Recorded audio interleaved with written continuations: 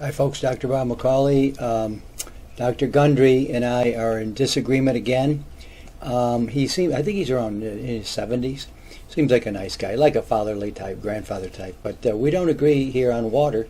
He gives out a lot of good advice, and I got nothing against Dr. Gundry at all, but I am the author of The Miraculous Properties of Ionized Water, the definitive guide to the world's healthiest water, in its third edition, first published in 2006, but it's third edition, and I got an Audible version, so I know a little. And I started out in the bottled water business, 1993, and my father was a water expert in civil sanitary engineering, water purification, designed water treatment plants. So I know a little bit about water. Okay, so we're in. I won't play the parts where we're in agreement, and I don't want to bore you with all those, but we're definitely in disagreement about some of these things, such as number one. You can drink too much water, and you will actually flush out your electrolytes in doing so. Well, you can drink too much water in a short period of time. Never drink more than 1 liter or 1 quart per hour, absolute tops. And that's the most. If you drink about a gallon of water in an hour, you're probably going to kill yourself. You're just going to flood your brain with water, and you're going to die. But otherwise, you want to drink. Get up in the morning. I drink about a liter in the first hour of myself waking up, and then does it flush out electrolytes, but not if it's balanced and has minerals in it. Invariably, after drinking a glass of water in the morning, a huge number of my patients will have actually very low sodium and chloride, that's salt, and potassium levels in their blood. Well, I would say, is the water really flushing that out, or is it just diluting it so you don't see as much as is there? I'll tell you which water to drink and which water not to drink, and especially, if you drink the wrong kind of water, it will leach minerals from the body. But it's kind of ironic to hear a medical doctor talking about, getting sodium out of the body, because medical doctors hate salt. They always tell you, anybody with, which I don't agree with, you got to get the right kind of salt. You don't want to just get the stuff off the shelf that you see in the stores, the Mortons and these kind of things, because it's not pure salt. But suddenly it's a bad thing to see these are very low levels after just drinking a little bit of water. Well, I wake up in the morning with a big tall glass of water, and then I drink that, and then I sit down in my desk or whatever, and I have another one. So I usually have at least a quart of water, maybe a little bit more before I eat anything. So very important to start the day with a big tall glass of water.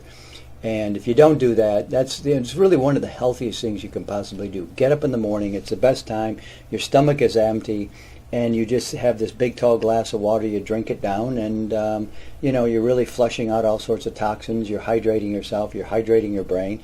If you get up in the morning and you just have some coffee or a soft drink, or just start eating like a lot of people do, you're not getting enough water, and you're really robbing yourself of this incredible opportunity to get up in the morning and drink a big tall glass of water. I've made videos of that in the past, and I'll make one again in the future. But this is very, very important, and one of the healthiest things you can possibly do. Drink a big tall glass of water first thing upon waking. I've been doing that 25, 30 years now. And many of you know that the vast majority of people who die or collapse during marathons don't die from heart attacks. They actually die from hyponatremia, low sodium levels. And that's because they're drinking water at all those refill stops rather than water with electrolytes. Well, again, about as far as sodium, yeah, very important. I mean, if you lost the sodium, the salt in your body, you would just turn into a jellyfish. You wouldn't be able to. It's really maybe the most important electrolyte, and I definitely want to supplement with electrolytes. There's no doubt about that whatsoever. But if you're going to die, you're going to drop dead of something or have a heart attack. During a marathon, I have a cousin that did. He actually had some plaque that broke off, and he had a heart attack right on the spot, and almost died. But it's really the magnesium. That's why you want that. That's your heart mineral. That's the most important thing. I'm constantly telling people, if you go on a fast, for instance, which this guy, I don't know, Gundry, I have to look and see if he's made any videos about a fast, but it's the healthiest thing you can possibly do, and I recommend highly that you stay mineralized when you are on a fast, and make sure you're taking magnesium, and also absolute sodium and all your electrolytes, your potassium and your calcium and all of them, and that's very critical. But the idea that the water is washing this out, I 100% disagree with the doctor. There's actually never been a study that shows that you should drink 8 glasses of water a day. Apparently, no one ever told gorillas and chimpanzees that they have to drink 8 glasses of water a day. In fact, they don't drink much water at all. Why? Because they actually get most of their water by eating leaves and fruits that contain the water. Well, there maybe never has been a study about how drinking 8 glasses of water a day. Do we need a study for everything? No, we don't. I would like to see a study on just general hydration and when you should drink water and when you shouldn't. But we're not animals. We're not chimpanzees. We're not gorillas. And in other words, they eat what they have available to them in the wild.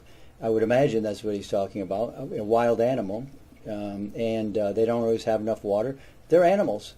We're humans. We're so much more intelligent than an animal, and if they knew they were supposed to drink this thing first thing in the morning to make them healthy, they wouldn't understand it. They're an animal, but that would be really good for them. So that doesn't make sense whatsoever, and I don't care what animals in the wild do. We're not animals in the wild. We're mammals, and we have access to an incredible amount of foods and nutrients and water. And one of the things I try to convince my patients is that if you're eating organic lettuces and organic vegetables, you're actually using the plant's filtration system to get healthy water into you. Well, there's nothing wrong with getting water from fruits and vegetables, but the idea that this is your primary water source, which I totally disagree with, the only place you can really get water into the body is through water itself. Now you can drink, you can eat something like a pineapple, or even better, a watermelon. You can juice it, which I love to do that, but they're diuretics.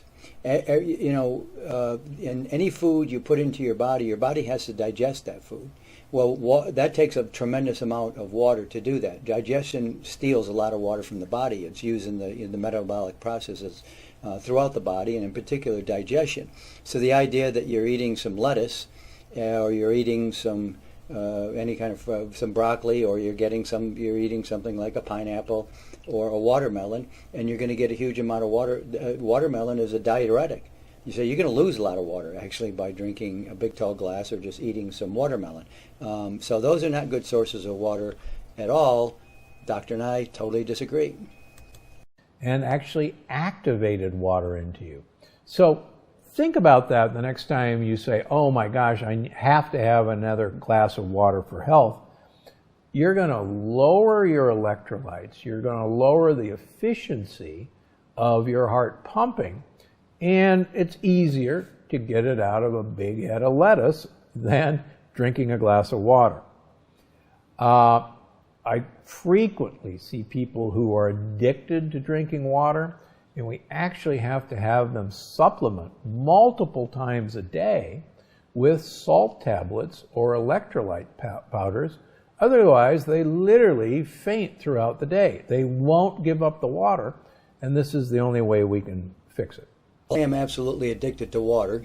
I'm a big water drinker, have been most of my life, to be honest, but especially, as I said, the last 25 years, I focus on water. That's why I wrote the book, The Miraculous Properties of Ionized Water. It's the best water you can drink. So people, I've never fainted. I've never felt faint throughout the day. So if you're this big water drinker, now you never want to drink water around mealtime. I just want to make that point. You never drink water half an hour before, during, or half an hour to an hour after your your water, you've eaten something, because you're just diluting the entire digestive process, and this is very counterproductive. So definitely do not drink water with your meals. But other than that, in between meals, and of course even more, like I said, first thing in the morning, get up and have a big tall glass of water, and a couple of them, as a matter of fact. And, should you supplement with electrolytes? I'm all for that. I do that all the time. It's in my pre-workout blend. You want that conductivity in the inside, in the blood, and so you're running, and in the heart. So when you're running, you've got the electrolytes you need. Gatorade is what they put in. They put these electrolytes in Gatorade, and the problem with Gatorade is it's garbage. So, there's a lot of better ways to get electrolytes into the body, but I recommend, definitely supplementing with those. And if you're a big water drinker, yeah, absolutely, sure, do that. But fainting, I don't know, it kind of doesn't really ring true to me. Doctor? On the other hand, if you can afford it, there are a number of reverse osmosis filters on the market that are either freestanding or can be built in. Because of their popularity, they're getting more and more affordable. So if you can find one and can afford it, get a reverse osmosis filter. Well, this is extremely poor advice, because reverse osmosis, and as he's going to talk about this next, distilled water, these waters are exactly the kind of water you don't want to drink, and there's really no difference between the two. And it's really not a reverse osmosis filter. It's a water purifier, and there's a big difference between the two. Filter will filter things out of the water, such as you can get a carbon filter that'll do chlorine. You can get something called chloramines and get those out of the water. You can take a lot of particulate, a lot of sediment out of the water. What you can't get are things like pharmaceuticals out of the water, or chemicals, say benzene, if it happened to be in your water. There's a lot of junk in our water. There's no heavy metals. The idea that you want to start drinking reverse osmosis is a really, really bad advice. And, if you're going to do that, I'm going to show you in a minute. I won't show you right here, but you really want to remineralize that water. I'll make a different video about that.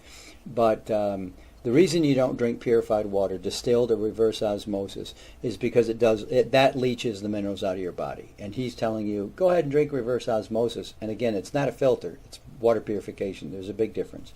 So, it leaches minerals from your body because it's acidic. It's acid, and it's going to lower the body pH. So all disease lives in a acid environment and won't live in an alkaline environment, which is why I promote alkaline water, in particular alkaline ionized water. And you really want to keep that pH of the body that you're going to really measure through your urine and not the blood. You're going to want to keep that just as neutral as possible, not really alkaline, certainly not acid. And the other reason is because reverse osmosis and distilled water, they used to have a product on the market, I don't know if it's still out there, it's called Penta water. That's because in a water onizer you see hexagonal, six-sided water molecule clusters. This is what you find in nature. What you find with Penta water is a pentagon. So a five-sided object. This does not fit well in the body. It'll actually leave your body dehydrated. So over time, you'll really can suffer some serious health concerns if you just drink reverse osmosis or distilled water. You definitely want to remineralize that water before you even put it into the body. But drinking a reverse osmosis, as he says, filter, it's not a filter. Very, very bad advice. So watch out on that one. Now, you can actually over-filter water. Some people take this to the extreme and buy distilled water or distill their own water. The problem with it is water should have some valuable electrolytes in them. You're going to get rid of all the potential good minerals and micronutrients in your water if you distill your water. My recommendation, if you're going to do that, and that will guarantee the purity of your water, please consider adding a multi-mineral supplement to your supplement regimen. Many of you... Well, as I just said, there is no difference between reverse osmosis and distilled water. They're essentially the same thing. You've purified the water. Again, once again, it's you can over-filter the water. Well, you remove this. You can't filter water too much. You can filter it and filter it through 20 different filters, and as long at the end with a filter, you're always going to end up with minerals in the water. Calcium, magnesium are the ones that are in there most commonly. But you want those electrolytes. That's absolutely true. But it's more for the balance. You're not getting any electrolytes out of this water here, right? As an example, that's ionized water, but you're not really getting electrolytes from the water. It just is for the balance. So it is an acid. It is it is in a five-sided structure. It's not leaching minerals from the body, and it's not going to leave you dehydrated. So once again, this is kind of confusing all around. He's telling you reverse osmosis filter, which it isn't, and distilled water are different, and you can over-filter it. Well, you can take too many things out, but that would be the electrolytes. You're not going to really benefit too much from the very, very small amount of minerals, calcium, magnesium that are in this water. I definitely want you to supplement with a mineral, electrolyte supplement of some or full spectrum minerals. I do liquid angstrom minerals as my full spectrum minerals. I have an electrolyte blend, a liquid angstrom, and then I do a powder, and I do put it in my pre-workout, because if you really want a good workout, you put those electrolytes into your body before a workout, and you're going to get a better conductivity and better workout. And if you're running, better times, you name it. So, and of course, you don't have to worry about a heart attack. That's the main thing. That's why when you're fasting, I highly recommend you take some electrolytes while you're fasting, because you don't want to have a heart attack. And fasting can be a really, really big strain on a lot of people. So anyway, stay away from distilled water. And I'll do another video sometime. If you want to take purified water and put some minerals back into it, calcium, magnesium, I have those that in that form that you can remineralize the water with. But the idea of just drinking this afterwards and drinking purified water, distilled or reverse osmosis, and then supplementing with an electrolyte blend, I agree with the supplementing, but don't drink that water to begin with. This is very dangerous. Doctor. And number two, if you're going to drink water, please consider adding electrolyte supplement to your regimen. Well, once again, a medical doctor is saying, if you're going to drink water, well, of course you should be drinking water. Start your day off with a big tall glass of water, 8 ounces. And then drink another one before you eat anything. Never drink more than 1 liter per hour, I'm sorry. I drink probably 1.5 gallons of water every single day. I've been doing that for many, many, many years. I do not drink it around mealtime, half an hour before, during, a half an hour afterwards. But if you're going to drink water, so don't listen to medical doctors for health advice for the most part. They're just looking it up on places like I do, and then they got their studies. Well, there hasn't been a study on that. Live by the study, die by the study. So always keep that in mind. So yeah, it's not really exactly great advice from the doctor. So there you have really bad health advice from a medical doctor. Nothing wrong with Dr. Gundry. I don't have a grudge against him. He seems like a really nice guy. He looks like a grandfather. He's in his 70s. I appreciate anybody offering health advice, even if they're medical doctors. It doesn't matter to me.